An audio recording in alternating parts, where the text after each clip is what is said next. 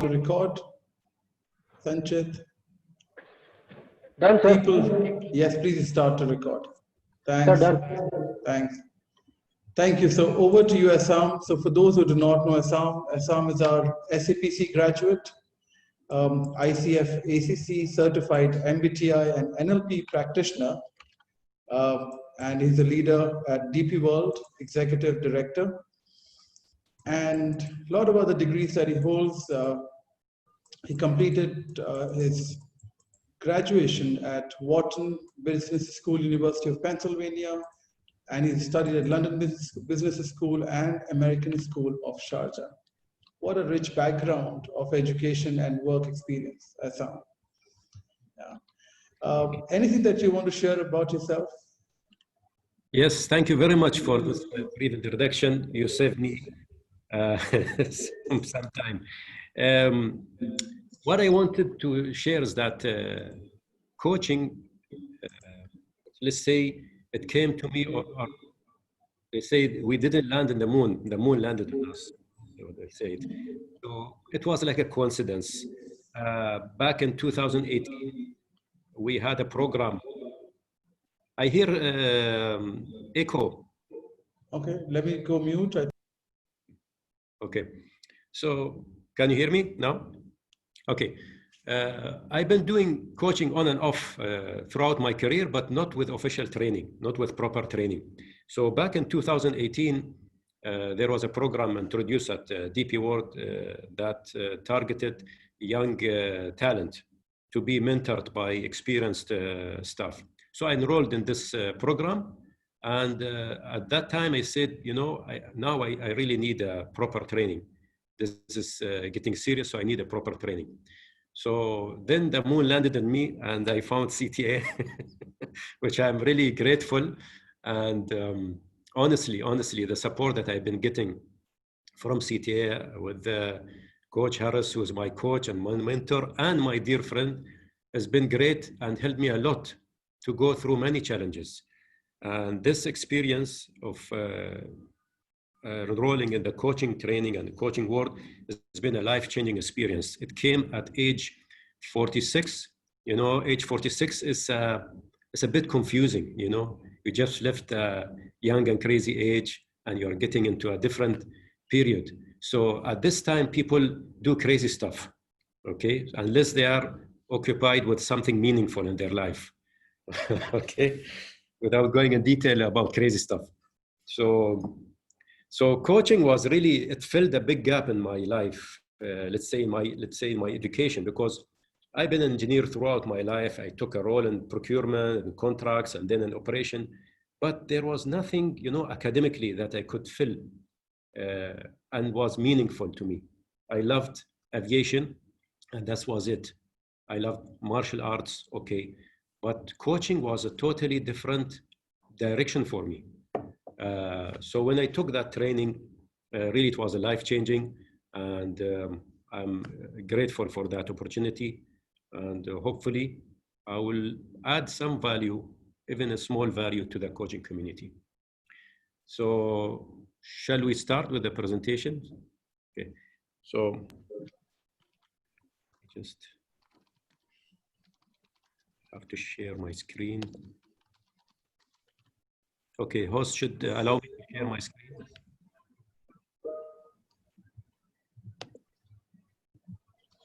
Try now. Sanchit, you'll have to give access. Okay. Try now, Esam. Okay. All right.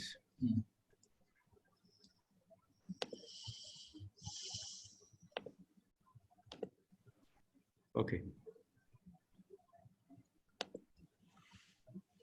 So my speech today is about confession of a new coach. A new coach that being me 2 years ago. Again, I'm hearing some echo. Mute. Okay, I'll go mute, yeah. Okay, so first of all, by having this confession, I hope that I can add some value, and I hope that lessons can be taken from my experience, from my challenges. This is the first goal of this session. The second goal is exercising authenticity. Now, authenticity has many definitions. One of the good definitions, or the one I like, is simple. I read it in the book, Coaching for Performance. It says authenticity is simply to be real.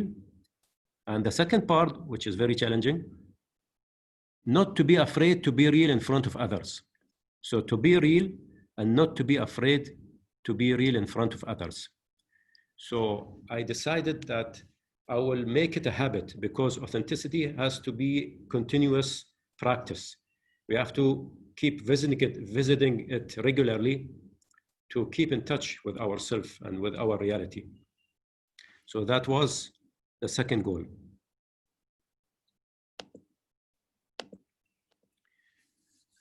The first challenge that I had immediately after I finished the training, it was the reality versus expectations.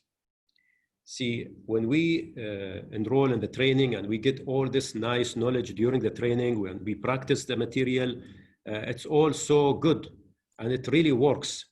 So we build high expectations. We get confidence, which is good.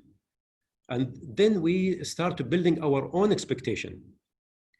And it's not exaggeration too. I'm exaggerating a little bit, but I was expecting when I finish my training, people will be lining up asking for my coaching services, because the material is nice and it works and it's exciting.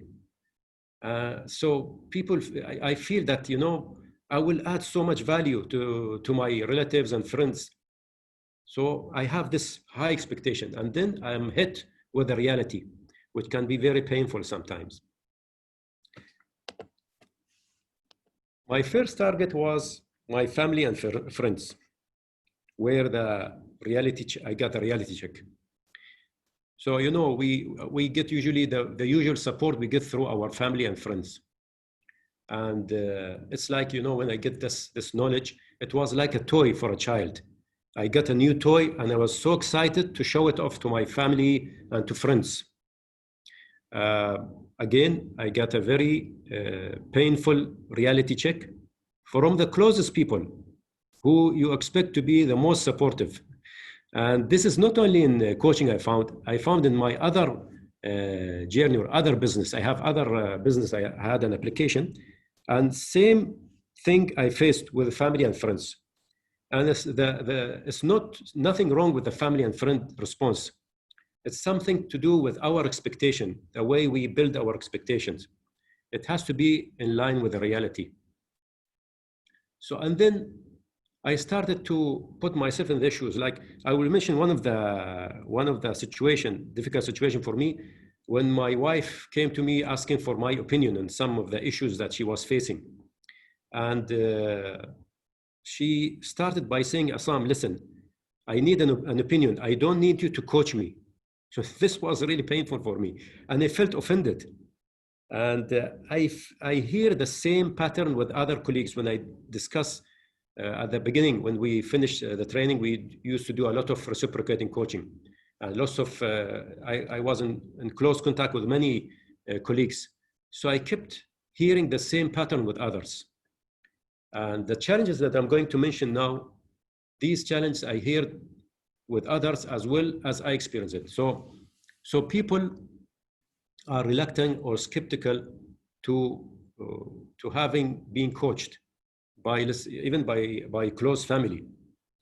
And one of the situations that I don't forget also, one of the colleague, after publishing his offer on social media and different channels, he got a weak response.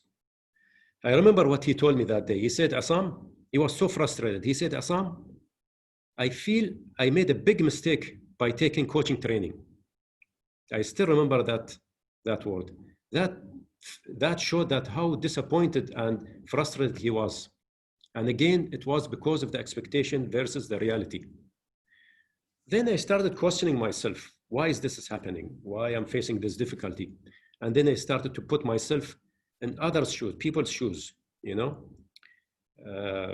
I give an example. When we get sick, now the COVID-19 period is different. People get worried quickly. But before COVID-19, when we get sick, when we get a flu, we don't immediately go to a doctor. You know, we wait, and then we start to have, take tea with honey, and then take rest, and maybe some herbal medicine. And then at the last moment, when we have severe pain and body ache and fever, only then we decide to go to a doctor. Yeah, the doctor is real. The doctor, we all believe that he's qualified. He gave us tangible solution, pills and medicine. They are tangible. And we tried it, we experienced it, and we know it works. Yet we are so reluctant, or we delay going to the doctor until the last moment. This is the nature of human being, either due to different reasons. But the fact is that not everybody wakes up in the morning and wants to pursue a big dream. That's a fact. And even if somebody wants to work on his ambition or dream, not necessarily he goes to someone to help him. Some people, they think, or they believe in themselves. They don't need other people's help. Yeah. Another example I will give you from real life is, this is whoever has lived back in 80s or 70s, this is a familiar scene. This is an old, very much used toothbrush. Look how worn out is it. This looked pretty much like my toothbrush during my childhood. Now, in those days, we know that the dentist informed us that we have to change the toothbrush every 2 to 3 months. We know that, we know this information, and we are convinced, yet we don't change it. We just keep using it for 2, 3, 4, 5, 6 months until it becomes like that. Until someone came with a brilliant idea. You know, the people of in marketing world and sale, they study human psychology. They know customer behavior. They study customer behavior, and they came up with a brilliant idea. You are all familiar with this new toothbrush look. They put a trigger in the toothbrush in a form of color, fading color. So once you keep using it, the color starts fading until it completely fades. And this is a trigger that pushes you to change the toothbrush. So every single time you enter your toilet, you see this toothbrush and you see the color. This is a trigger is pushing you to change. So by this trick, they manage to push the sale up, you know, and make people take action. Like I said, people are reluctant to take action, and they delay actions. So there are different ways to approach that. So by putting myself in this mindset, understanding how people, why people behave the way they behave, or why they're not accepting my approach, then I got a bit more, let's say, convinced that I need to change my style. I need to change my approach. And I understood their motive. Okay. The second challenge that I faced after I finished the training was this ego. And this is a common trap, not only for new coaches, even for experienced coaches. The ego can be very subtle. You might not even feel it, but you can display it. Your client, people around you will notice in your tone of voice, in your body language, in your eye contact. Can be very subtle, but it is a trap that we keep falling into it. Why we keep falling into it? Because our status changes, you know. First we are ACC, and then we are PCC, then we are all these nice acronym, which Coach Harris knows that I have problem memorizing these acronyms. But a title leads to an ego. Don't you agree with that? A title leads to an ego. When people call you professor or coach, when people call me coach, tell me that coach and that coach this, I get this nice feeling. At the beginning it's nice, and then it does something to your behavior. So we have to be very careful And we have to always notice that subtle feeling of ego, because it will ruin your coaching. If it doesn't ruin, it will jeopardize the quality of your coaching.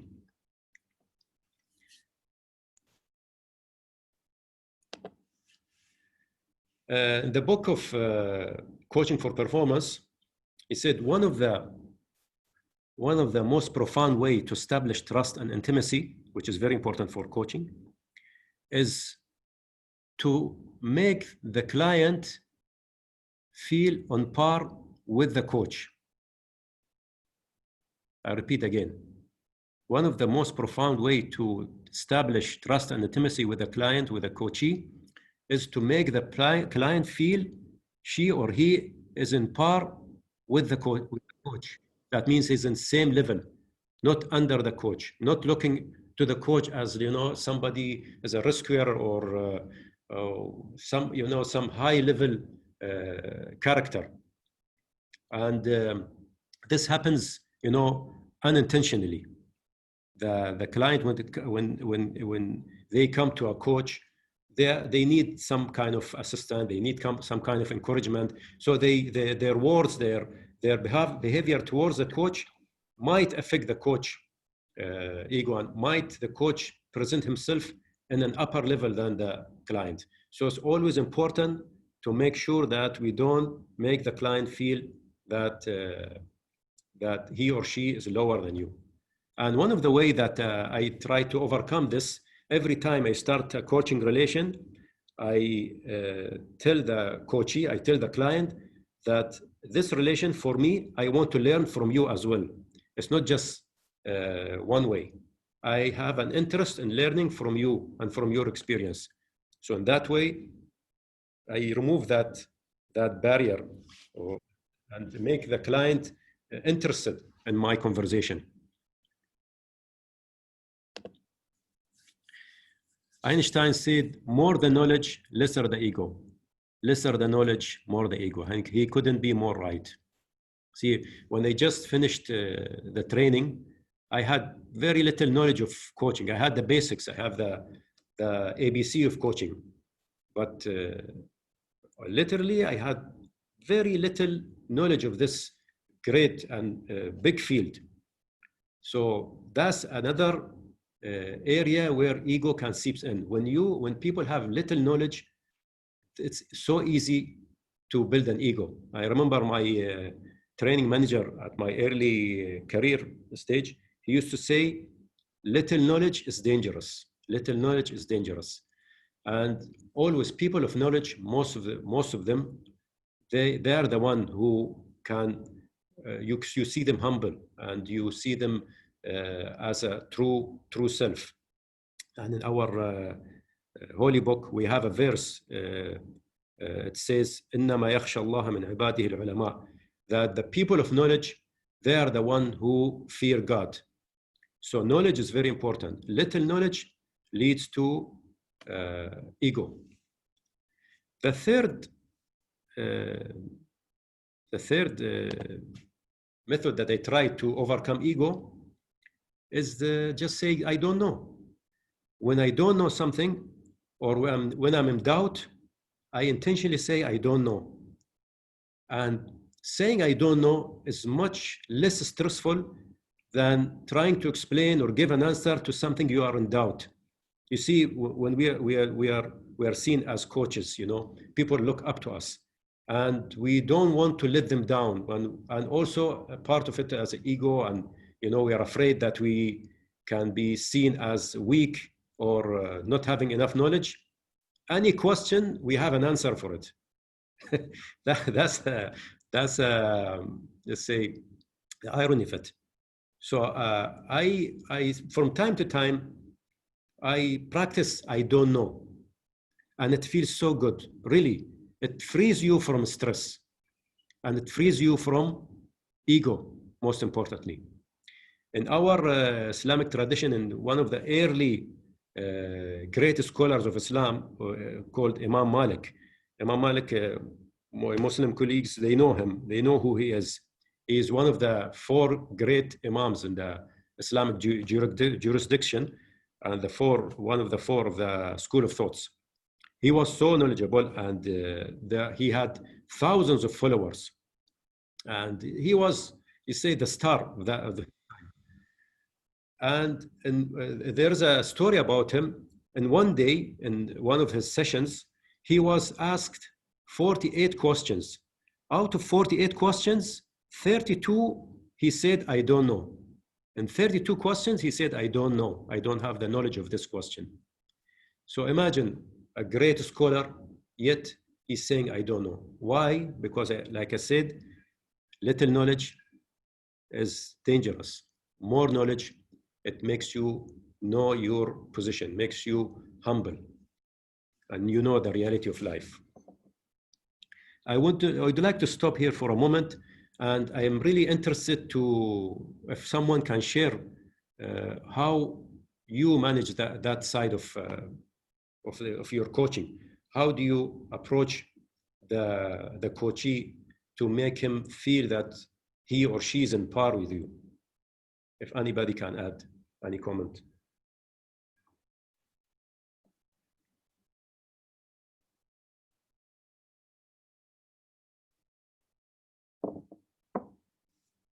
No one has any experience to share with?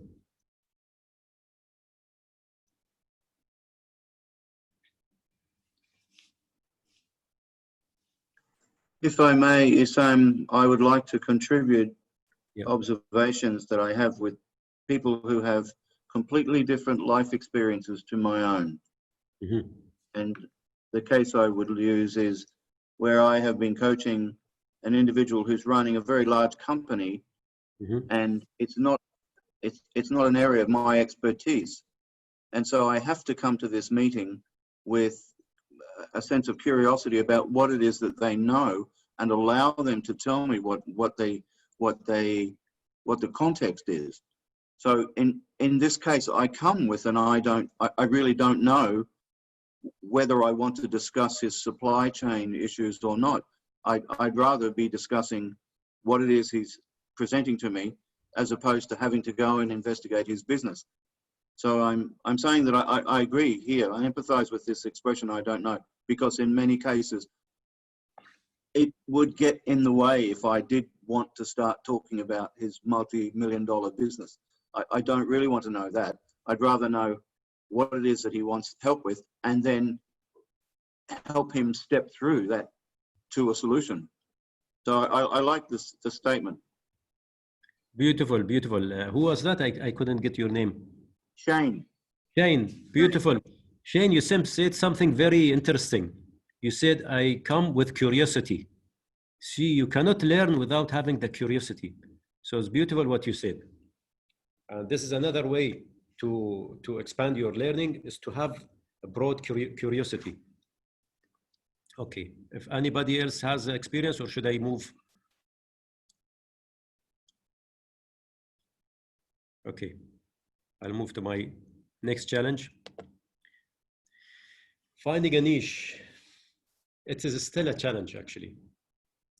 Finding a niche, most of us new coaches, when we finish the training, we hasten. We want to try to build our business, and we want to find a niche as soon as possible in order to complete our website, present ourselves, say, to companies. So we have to have a niche. That's a requirement. So we get in this circle. Which one should we choose?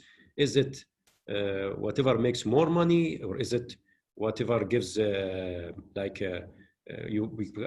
have high status, or what is it? Which niche to choose? What's in trend? Is it executive coaching? Is it leadership coaching? So I was confused. I'm still somehow, but at the beginning I was so confused. Which one should I choose? And I really didn't have a clue. I didn't have a direction. Basically, I was very lost, but now I'm just lost. The road is, or the area is much more clear for me. Then I remember this concept. I come from aviation background. There is a term that the pilot use. They say, fly the damn aircraft. Why? Because many tragic accidents in aviation happened because of the pilot getting distracted with the small, silly items during an emergency. So they get busy with different issues, small issues, and forget to focus on flying the airplane. So they came with a term, fly the damn aircraft. So my fly the damn aircraft was, you know what? I will start learning. I will continue my learning journey. I will take more tools, and then it will come. Eventually it will come. Because now I don't know what I want to select. I might select executive coaching. It makes more money, but I might not like it. I might find it hard. So I want to follow what I feel passionate about. And this is where we can excel.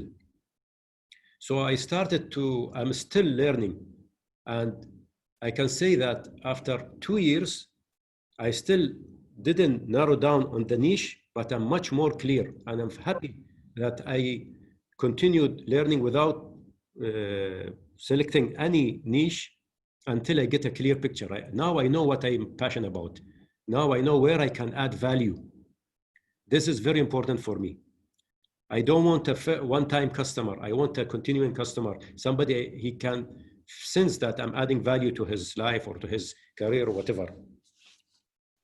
So this was a challenge in the niche. It still is a challenge, but the way I got out of it is to continue my learning journey, and it will come. So my last slide is this quote I came across in the book, The Prosperous Coach, or Steve Chandler and Rich Litvin. The statement says the coaching profession has a problem that is twofold. There is a low bar for entry and a high bar for success. I'll just stop up for a moment and I'll let you reflect on this.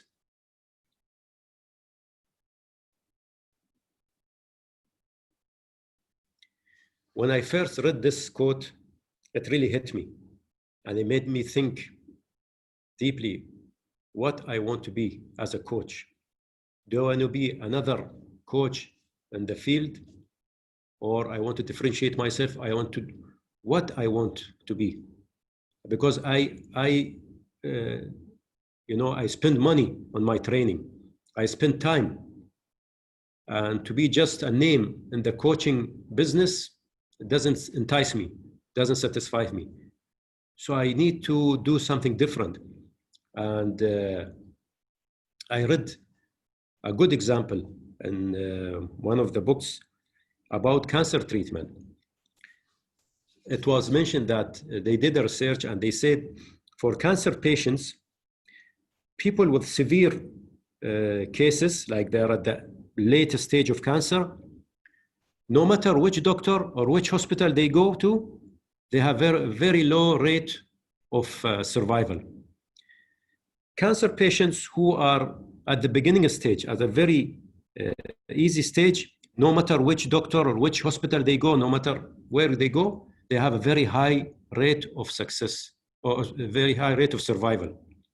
Now, the patient who are in the middle, not late stage, not the beginning, they already developed a cancer.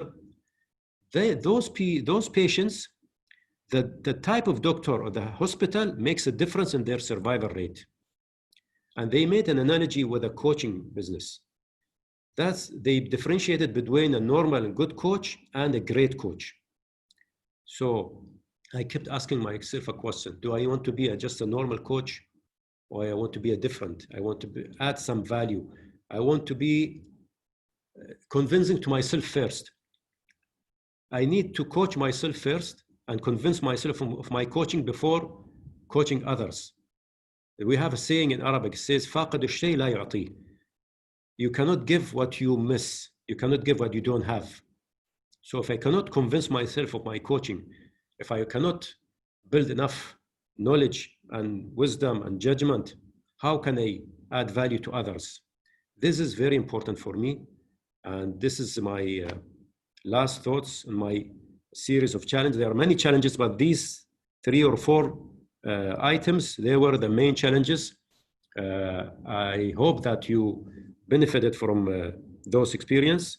And thank you for listening to my confession. And I'm open to any question or comments, and even sharing your experience with me. I'll be grateful to hear that.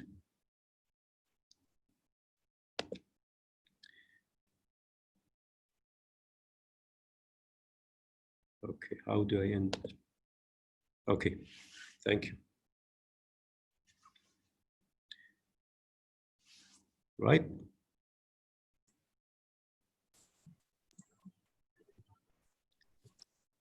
I think that you really touched on every part of the journey of coaching, of creating what we hope will be a career, of just creating a niche, figuring out what we're going to do as a coach.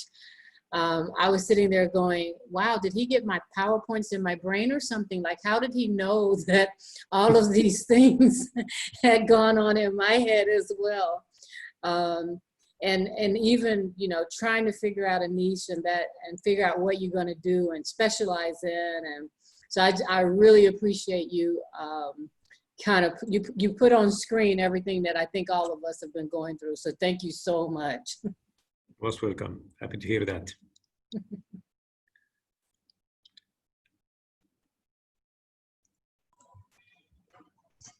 So it's like not really my confession, it's our confession. Isn't it?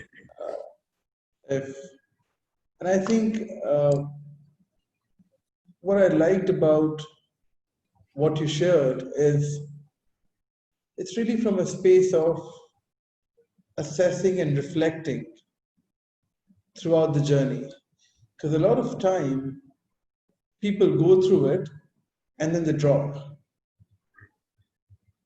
Yeah. But going through it and speaking here is the real success. Thank you. You know, and that's what I appreciate about you, Esam. you know, I never thought I will share those challenges. I wanted to hide behind writing.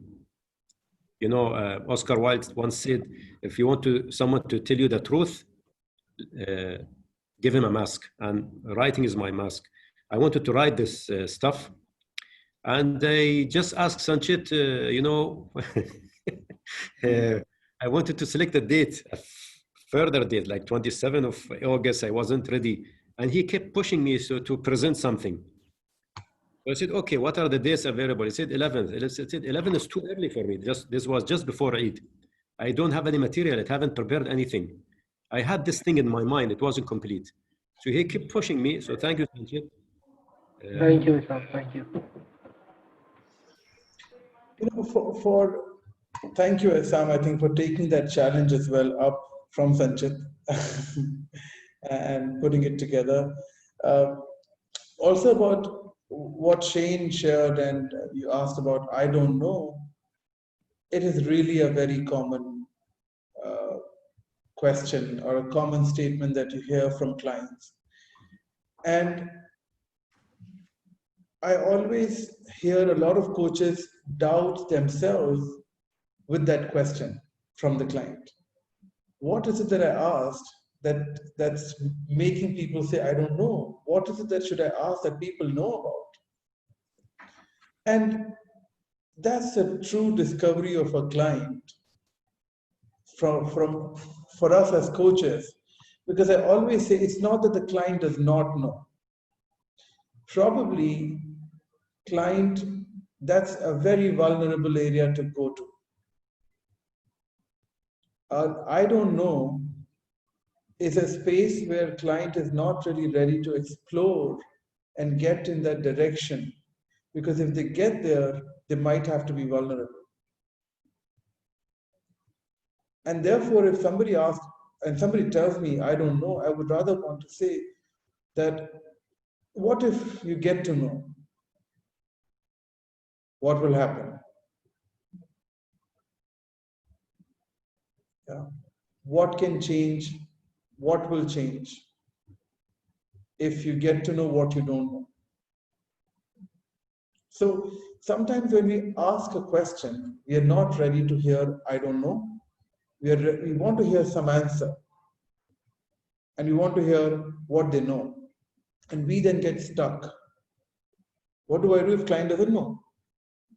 How do I ask next question? This client doesn't know.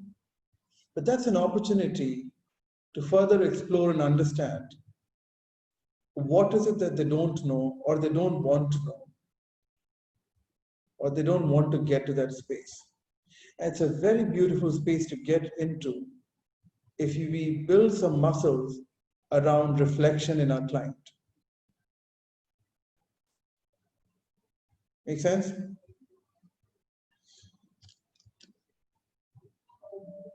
Definitely for both, for the coach and the coachee. Both, it's as they say, it's an unknown that, you know, needs to be explored more. Right. And also I have a different perspective of even about practicing with family and friends. I was talking yesterday to one of the group in mentoring, and I said, I recommend friends and family more than peer coaches. And the reason for that is, with peer coaches, you miss on telling them about what is coaching, what is not coaching. With peers, you don't have to tell that, right? You don't have to do a discovery session. You don't have to do a consultative session. You don't have to do a chemistry session. So you just come in together, you start with, what would you like to talk about? You go through the competency and you're done, right? But when you go with this process of speaking to friends, family, colleagues, people who don't know coaching, and when they get to know coaching and enjoy, that's a real success of a coach, at least as a beginner coach. But that's a hard way to learn, but that could be a best way to learn. Yeah, I mean, if you coach me today, you will only learn just about me, but not so much about coaching probably. Yes. But if you coach somebody who does not know coaching, you will also learn about coaching and not just about the person. I agree, coach. This was, you know, with coaching peers, we know what is the process. We both know. And we are like expecting the answer and questions. Yeah. It's all open cards. Yeah. Unfortunately, at the beginning, you don't have a choice except for to practice with the colleagues, which is good. But like you said, you practice with normal clients, normal people who don't know about coaching, then this is the real practice. Right. And that also tells you who not to take on as a client. Mm-hmm. Right. We're so much worried about hiring and getting more people and getting hired. But we also need to know who not to hire, who not to work as a coach with. So that's more important than just working with. Because if you're working with non-coaching required clients, then you're probably doing something different. You'll probably not be able to coach them. You will never be able to. Yes. Thank you, Esam. And let's hear from others. I would like to hear others' experience and others' way of handling or dealing with these challenges, or other challenges that they faced.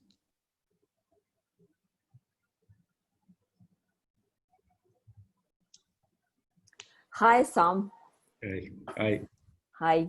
Thank you very much. It was really, you know, for me, very useful, because I'm now doing the level 1, so I'm not so experienced, and maybe I cannot share my experience with you that much. But for me, it was just, you know, on time, your presentation, because I'm thinking the same, the same thoughts, and you know, how do I go next, and what should I do, and everything.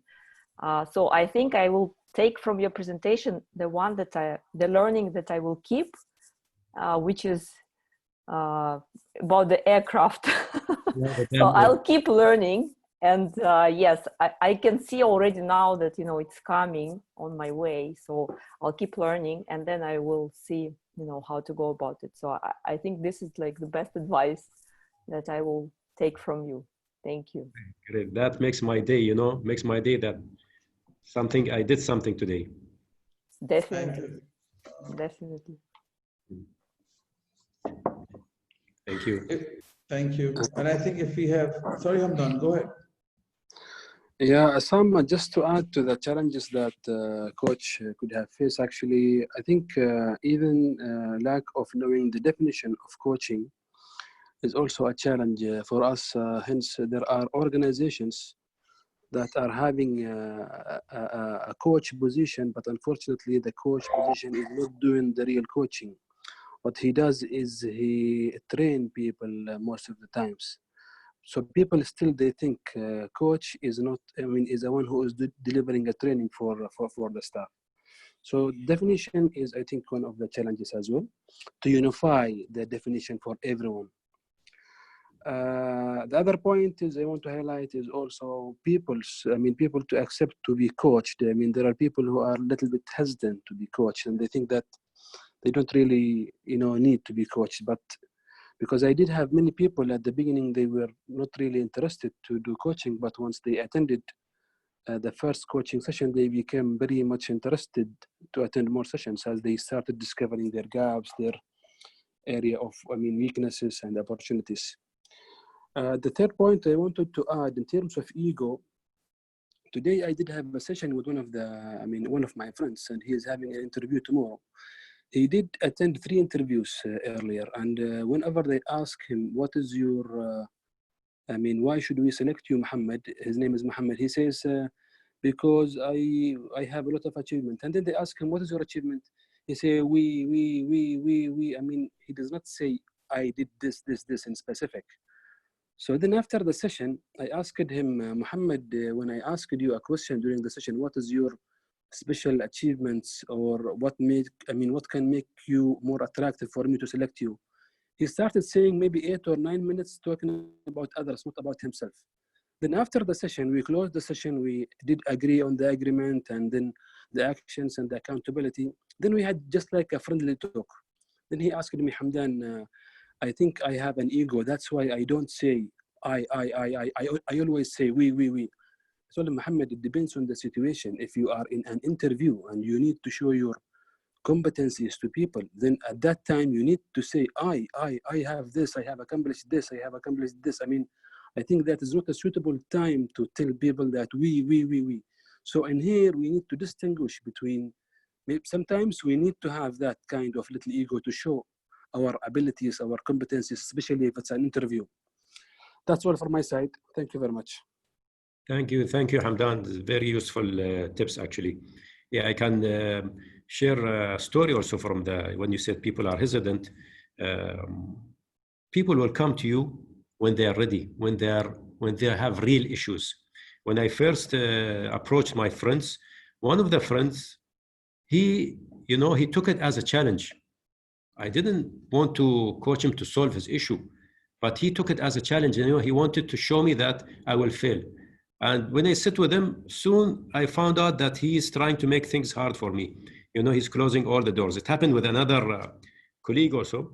Some people take it as a challenge, they want to test you. So at the end, he said, I'm not convinced. I said, okay, I didn't come here to solve your problem.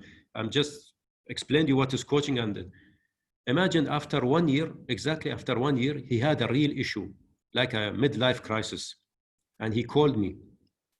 And after 1 year, I gained better understanding of coaching. And honestly, previously was not that good. And I sat with them for 15 minutes. And he was much more satisfied. He called me later on. He didn't me at the time. He called me later on. He said, Esam, there's a big difference between what you proposed to me at the beginning of the year and this time. Said, this is how it works. When you have a real issues, it works. When you are open to be coached. That's the thing. People will come to you when they have a need. And the second thing about ego, I agree with you. Ego is like, I just finished training with the School of Emotion with a coach called Dan Newby. With me was Samina, one of our colleagues also. So we discuss about emotions. And we say emotion is not good or bad per se. For example, if you ask people, list 3-4 bad emotions or negative emotion, they will immediately tell you anger, fear, sadness, all this stuff. But the emotion is not bad per se. So anger is bad if you use it with a family, with your child, in this situation. But if you are standing your ground, if you are defending your right, yeah, anger is a positive emotion. Same thing, fear from a disease saves your life. Ego is same thing. So it depends where you use it. So here I'm talking about the coach, how he can serve his emotion in order to deliver the value to the coachee and establish that trust and intimacy. And sometimes ego can send the wrong signal to the coachee and sever that trust and intimacy. That wasn't it. But I love your points. Spot on. Also, Esam, just to add, what makes people having ego when nobody criticizes, them. So that's why the ego builds up with them. But if we run the questionnaire very often, like every 6 months, like for a department manager, if we run a questionnaire from his staff and they get us a valuable and justified and valid point, and those points, we keep on raising these points as a weaknesses to this manager, I think he will not have an ego because he does see his weaknesses on regular basis. So I think identifying the weaknesses of individual will also reduce the ego. So in the coaching session, maybe we can ask, when was your last time you did a questionnaire to evaluate your overall performance from your team's perspective? Yeah. Yep. Agree. Yep. Hello, everyone. This is Fatima from Kuwait. I just want to thank you, Esam, for your presentation. Unfortunately, there was an issue in my internet, so definitely I will re-listen to the recording. But I want to tell you that the part of expectations that you told us about it in the beginning, it was really, really like eye-opener that we should have this responsibility of our expectations in our personal relation, professional, or even in our career path. So this is very important for me. This is the first thing. Second, regarding the challenges, actually, I'm also in the first level for ACC, but what I notice from the major options I have it now, there is a challenge in awareness and differentiation. Awareness, how to enhance our self-awareness before others, and how to enhance the knowledge about coaching itself, how to enhance this awareness for the people, for our community, even from our small community, like our small family, to the bigger community. Second one, differentiation, how to differentiate ourselves, our certification from other like commercial type of certification.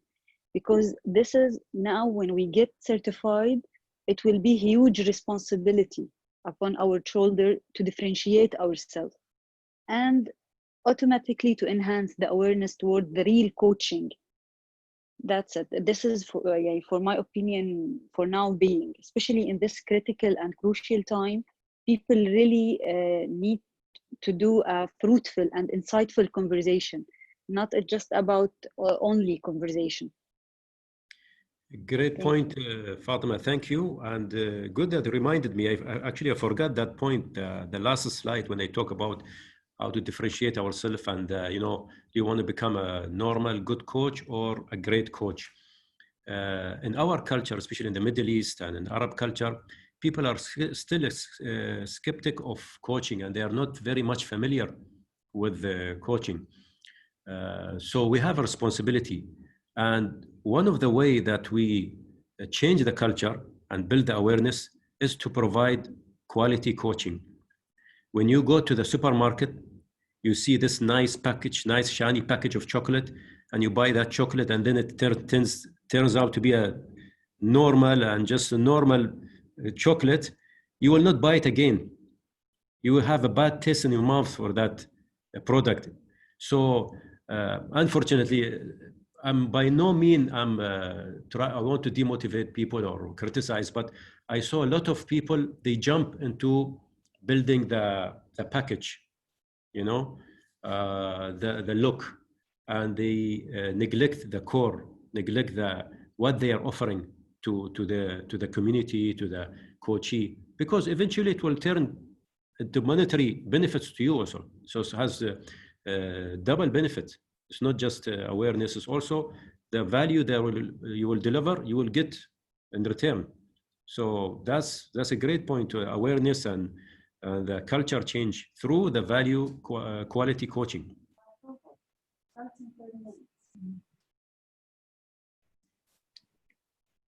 Absolutely. Thank you again, Esam.